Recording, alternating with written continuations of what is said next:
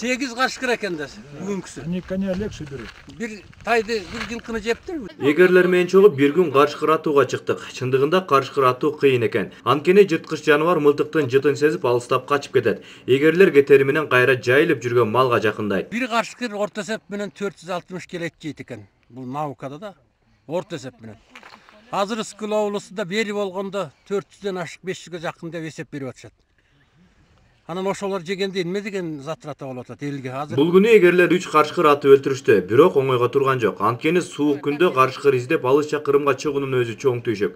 Автоунаа менен чыкса күйүүчү майда албетте кенен куюш керек. Ал эми карышкыр аткандарга быйылкы жылы өкмөттөн жылдагыдай акча бөлүнүп берилбей калыптыр. Большие такие ГСМ расходы идут такие, потому что волк не каждый раз попадается. Карышкыр атууда көп эле каражат коройт. Анан 10 жолу чыксаң бир жолу атууга мүмкүндүк болот. 9 убара дей бер. Карышкырдагы жөн гана ат деп туруп бербейт. Ал үчүн күч керек, издеш керек. Простая охота. Надо на него и силы иметь.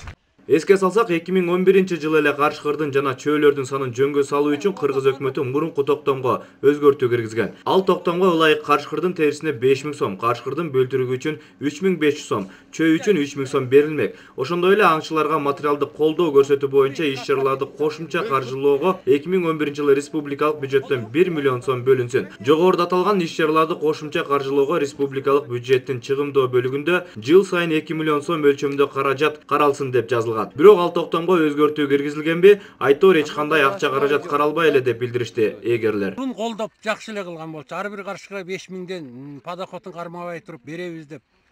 Тиги мурдакы премьердин убагында ошондой эме чыкканда. Азыр эчтеке жок, бир да сом жок. Ошон үчүн анан элдин баары таштап койду мисалы.